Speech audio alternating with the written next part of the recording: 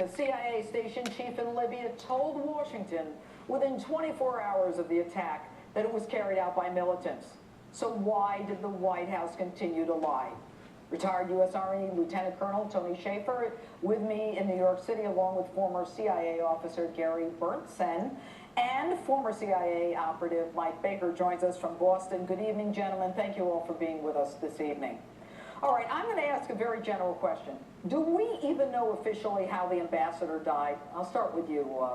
I have heard no final definitive report because they have been very slow. You had the woman, the mother, and one of the Pat Smith, Sean Smith's mother.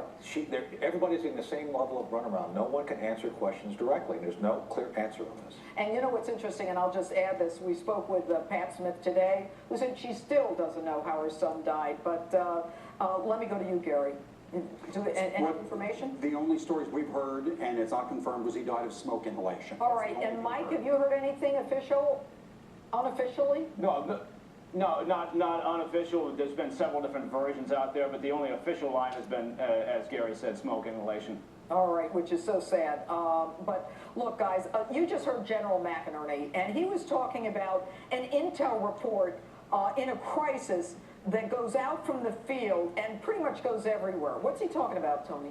There's something called a critic, which actually is a critical incident report, which actually is done rapidly on the spot, that goes out to everybody in the community, intelligence and national security, in real time. It tells them that essentially, it's like a flare going up. It tells them that something critical is going on and you have to take action immediately. And specifically, and I was a chief of station 3 different times, so I've done this before. That report, a flash or a critic going back or to Washington, D.C., goes to CIA headquarters, but it also goes to the Situation Room in the White House. It goes to the Bureau of Intelligence and Research in the State Department.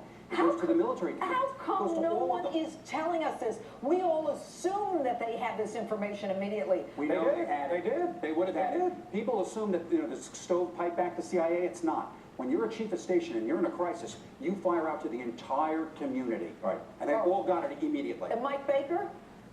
Yeah. No, it's insane for the White House to have chosen the narrative that they did.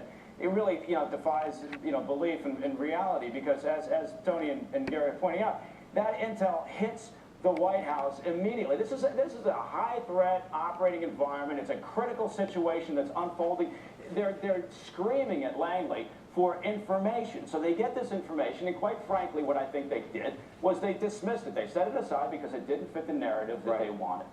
And at the end of the day, I mean, you guys are saying this on this show, but I'm not hearing a lot of military people saying, are you kidding? That's hogwash. They are. Look, I've been called in for folks who never talked to me. And let me make a couple of things real clear. I've talked to folks who've seen the video. That video needs to get out. That video is damning. Congress, they're allowed to ask for it. That video is damning. The next thing, I've talked to folks who tell me that they, through classified methods, they could have had an FBI team on the ground in less than 24 hours, up and ready to go. In fact, Gary, you were on the ground, or at the USS Cole, I should say. No, actually, for East Africa, in 26 hours, we were on the ground and secured the ground there.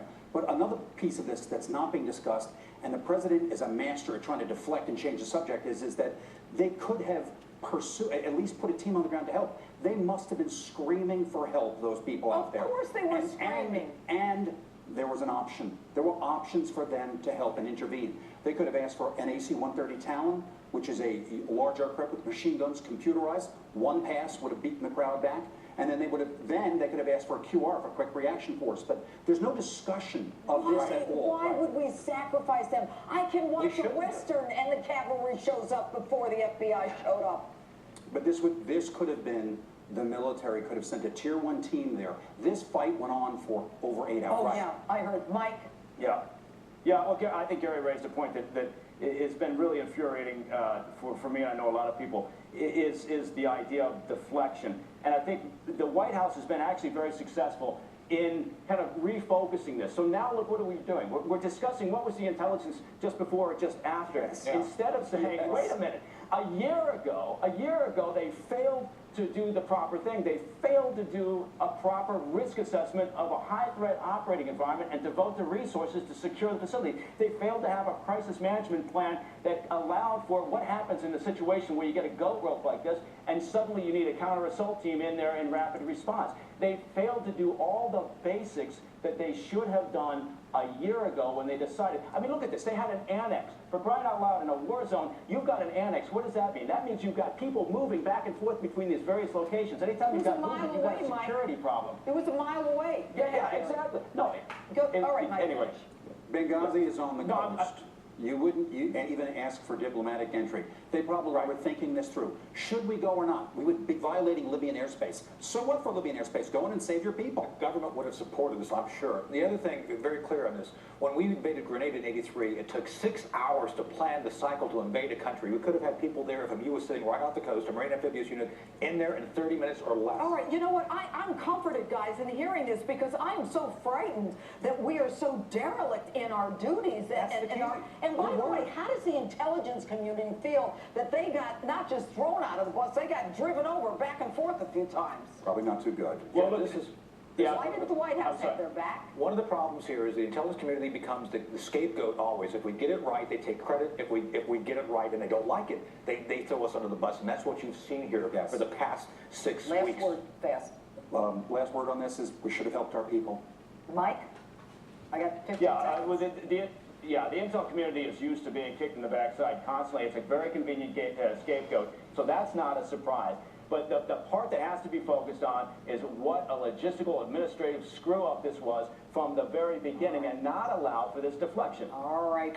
Lieutenant Colonel Schaefer, Gary, and Mike, CIA operatives who really know what's going on, thanks so much for being with us this evening, really.